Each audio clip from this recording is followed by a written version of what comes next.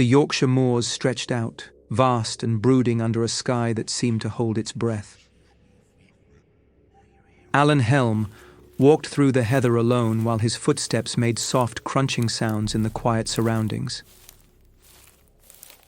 The literary famous Withens ruins lay before him as he walked through the site, where past lives left their echoes.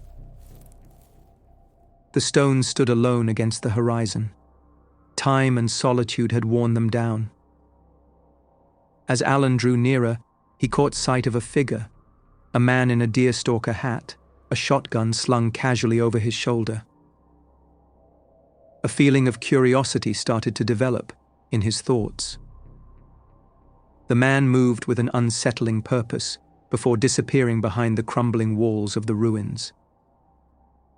The heavy atmosphere of the moment made Alan pause before moving forward. The ruin drew him closer with an unexplained force as it cast a dark shadow of a forgotten era.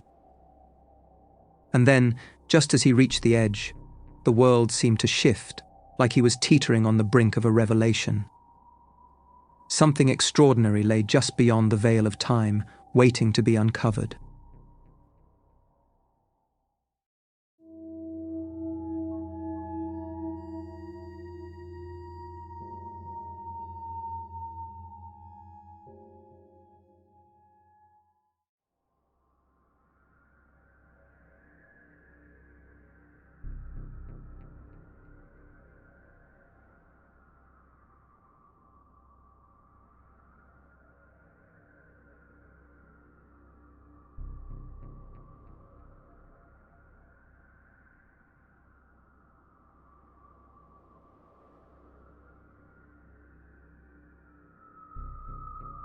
In the late summer of 1959, the air over Haworth Moor carried a biting chill, the kind that seeped into the bones and lingered long after the sun had dipped below the horizon.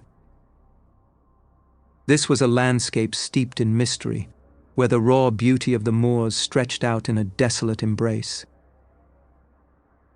It was here, amidst the haunting beauty of West Yorkshire, England, that Alan Helm found himself, an unexpected participant in an encounter that would shadow him for years to come. Helm, a young actor of 21, was touring with a repertory theatre company in Bradford, a city not far from the moors. Known for his dedication and precision, he was not one given to flights of fancy or undue flights of imagination. His reputation as a grounded and punctual performer was well earned, lending weight to the story he would later recount with unwavering consistency. On this particular day, having completed a matinee performance, Helm decided to take a solitary walk to clear his mind and immerse himself in the stark beauty of the moorland. A place that had inspired literary giants and whispered tales of the ethereal. The moor's expanse was both daunting and inviting, a vast canvas of muted greens and browns, dotted here and there by the skeletal remains of trees long since weathered by the relentless wind. The sky above was a tapestry of grey, clouds hanging low and ominous, threatening rain, but withholding their fury for the time being. Helm walked with purpose, the soles of his shoes crunching softly against the gravel path that wound its way through the moor, leading him toward the solitary silhouette of Withens. Withens, the ruins of a 16th-century farmhouse, stood as a solitary figure against the horizon, its stone walls weathered and worn by centuries of exposure to the elements. It was a place of legend, rumoured to have inspired the eerie and tumultuous settings of Emily Bronte's Wuthering Heights. Locals spoke in hushed tones of the folklore that surrounded the area, tales of Peg's lantern, a will-o'-the-wisp that lured travellers into the bogs, and the hunter's wind, a spectral chase that echoed the ancient myth of the wild hunt. Yet, for Helm, these were merely stories, threads of fiction woven into the fabric of a landscape that seemed to defy reality itself. As he approached the ruins, he paused, his breath visible in the crisp air as his eyes scanned the desolate scene before him. There was a weight to the atmosphere, a palpable presence that seemed to watch and wait. It was then that Helm noticed something unusual. Amidst the quiet desolation, a flicker of movement caught his eye. At first, he thought it a trick of the light, the play of shadows cast by the setting sun. But, as he focused, he realized there was indeed something there. In the distance, he spotted a mysterious figure, a man dressed in an old-fashioned deerstalker hat, with a shotgun slung over his shoulder. His movements seemed unnatural, like a marionette tugged by invisible strings, devoid of any natural grace or human fluidity. The figure vanished from sight, slipping behind the ruins with an unsettling silence that seemed to absorb the very sounds of the moor around him. As Helm advanced with tentative steps, the very fabric of reality seemed to warp and fray before his eyes. The dilapidated stones and crumbling walls suddenly transformed into a fully intact Georgian-era farmhouse. The transformation unfolded like a painting brought to life, each brushstroke meticulously rendering a vision of domesticity and pastoral charm. A barn stood proudly to the side, its red paint vivid against the muted landscape, while the farmhouse itself exuded a warmth that beckoned, yet warned of trespass. Overwhelmed by the sudden shift, Helm's senses were besieged. The air, moments ago crisp and clean, now carried the pungent aroma of pigs, earthy and robust, mingling with the fainter undertones of hay and soil. Beneath this olfactory tapestry, the distant muffled sounds of livestock, a lowing of cattle, a sporadic grunt of pigs, created a symphony of rural life. Yet strangely, not a single soul was visible. He approached the farmhouse with a mix of trepidation and curiosity, his footsteps barely stirring the gravel path. The door, sturdy and inviting, seemed to hold secrets of its own. Helm raised his hand, knocking gently, the sound hollow and unanswered. Peering through the window, the scene inside was both ordinary and extraordinary. A table, elegantly set for lunch, awaited its guests. Plates gleamed in the soft glow of an unseen light source, silverware meticulously arranged beside them. A loaf of bread, fresh and inviting, sat alongside a pitcher of milk, its surface smooth and unbroken by time or touch. The chairs, pushed back slightly, suggested a sudden departure, as if the inhabitants had merely stepped away, promising to return at any moment. He turned, instinctively seeking the comfort of familiarity, only to find his gaze caught by the re-emergence of the silent figure. The man now stood at a distance, his stance unchanged, the shotgun cradled in his arms. His presence was both a guardian and a warning. Helm backed away slowly, his eyes never leaving the figure that seemed carved from shadow and time. With each step, the farmhouse faded, the vibrant colors dulling, the sounds of life receding into the void. The pungency of the air dissipated, leaving behind the crisp, familiar scent of decay and solitude that marked the ruins' present-day feel. Helm's pulse quickened as he turned fully, breaking into a run that carried him away from the anomaly, the landscape blurring around him. Breathless and shaken, Helm stumbled to a halt at the edge of the path, the ruins now a distant memory behind him. He leaned against a tree, the bark rough against his palm, grounding him in the reality of the present. The path back to the village seemed longer than before. Helm glanced down at his wrist, pulling back his sleeve to check the time on his reliable wind-up watch, a simple, mechanical companion that had never failed him in his punctual life. But as his eyes fixed on the face, a chill crept through him.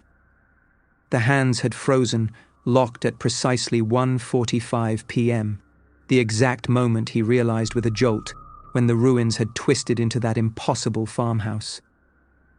He tapped the glass gently, then shook his wrist, expecting the familiar tick to resume, but the watch remained fixed in its unsettling position. As the oppressive weight lifted, Helm found himself back in the familiar present, the moor's eerie grip loosening as he made his way off the path. Immediately after the encounter, Helm returned to the theatre, his familiar sanctuary now carrying an unsettling air. Colleagues noticed his pallor, a stark contrast to his usual vibrant demeanor. He moved through the backstage corridors with a distracted demeanor, as if haunted by the vision he had witnessed just hours before. His evening performance was a testament to his resolve. Though he delivered his lines with precision, there was an unmistakable tremor in his voice that only those closest to him could discern. In the quiet moments between acts, Helm discovered an oddity that deepened his unease. The watch on his wrist, a gift from his late father, that had inexplicably stopped during the encounter, had resumed ticking at 5:45 p.m., aligning perfectly with real time without any manual adjustment. This anomaly gnawed at him, an enigma he could neither explain nor dismiss. Helm, wary of the skepticism that often shadows tales of the paranormal, chose to confide only in trusted friends within the theatre. In hushed whispers, he recounted the spectral farmhouse and the enigmatic figure, his words tinged with the weight of unbidden knowledge. His confidants, though skeptical, respected his reticence, opting to offer support rather than scorn. Compelled to confront the mystery that had ensnared his thoughts, Helm returned to the site days later. The landscape, bathed in the indifferent light of day, revealed nothing but the familiar ruins. The farmhouse and its spectral inhabitant had vanished without a trace, leaving only the echoes of Helm's footsteps on the overgrown path. He carried the experience in silence, a secret that both burdened and fascinated him. Years would pass before he would speak of it again, the weight of the encounter a constant companion in his journey through the ordinary and the unknown. Though the years dulled, the immediacy of that night remained vivid, etched into the quiet moments of Helm's life like a recurring dream. It became more than a memory. It became a mystery. His account began to circulate, sparking curiosity and debate among those who heard it. What had started as a personal mystery gradually drew wider attention. As interest grew, a number of theories emerged attempting to explain the phenomenon he encountered. Each theory offered its own perspective on the event, drawing on different elements of science, folklore, and psychology in an attempt to provide plausible explanations. One prominent theory suggests that Helm experienced a timeslip or retrocognition. According to this theory, he briefly stepped into the past, witnessing top Withens as it might have appeared in the 18th century. Proponents pointed to the period-accurate environment and the absence of modern elements as compelling evidence. They argued that the vividness and realism of the scene Helm described suggested an authentic glimpse into a bygone era, beyond the reach of mere imagination or hallucination. However, critics of this theory noted the lack of any physical evidence or technological explanation for such a temporal anomaly, making it difficult to substantiate beyond personal testimony. Another theory proposes that Helm experienced an overlap with a parallel timeline. This idea, rooted in the concepts of the multiverse and quantum theories, posited that Helm's encounter was the result of a temporary fusion between two realities. This would explain the complete environmental immersion he described, including the historical accuracy of the attire and setting he observed. Supporters of this theory suggested that such occurrences, though rare, might be natural phenomena resulting from fluctuations in the space-time continuum. Yet, skeptics pointed out the speculative nature of multiverse theories, arguing that they remain largely theoretical with little empirical support, making it challenging to rely on them as definitive explanations. A third theory leans on the rich tapestry of British folklore, proposing that Helm's experience was a spiritual manifestation or residual haunting. In this view, Helm witnessed a spiritual echo, a ghostly playback of a past moment imprinted on the landscape. Such occurrences are well documented in regional folklore, particularly in areas like Haworth Moor, known for their apparitional experiences. This theory resonated with those familiar with local legends, offering a culturally grounded explanation. Nonetheless, detractors argued that the theory lacked scientific grounding and relied heavily on anecdotal evidence, which could be influenced by personal belief and cultural context. A more skeptical perspective suggested that Helm experienced a psychological or physical illusion. This theory posited that environmental factors, such as the isolation and atmospheric conditions of the moor, triggered a brief fugue state or hallucination. Supporters pointed to the potential for natural phenomena like low-frequency sound waves or unique light conditions to alter perception.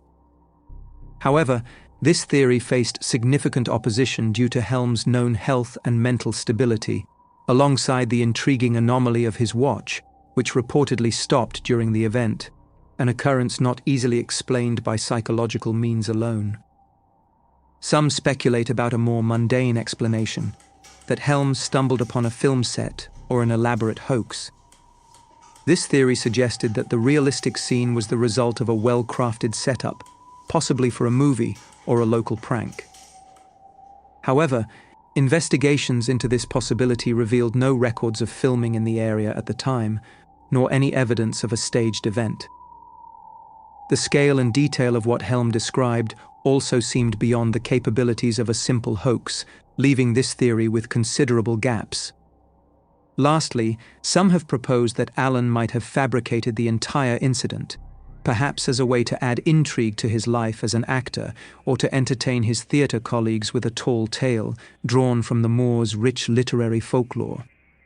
In this view, the story could have been inspired by his immersion in dramatic roles and the atmospheric setting of Haworth Moor, known for its Bronte connections and ghostly legends. Maybe Helm embellished a mundane hike into something extraordinary during downtime between shows, sharing it privately at first, to gauge reactions, before it snowballed into a published account years later. Proponents of this theory point to the lack of corroborating witnesses, the convenience of the solo experience, and the dramatic flair in his descriptions, suggesting it aligns with an actor's penchant for storytelling. After all, no physical evidence like photographs or artifacts ever surfaced, and the watch anomaly could have been a simple mechanical glitch retrofitted into the narrative for added mystery. Yet, this explanation struggles against Helm's established credibility. He was described by peers as grounded, professional, and uninterested in the paranormal prior to the event, with no history of seeking attention or publicity.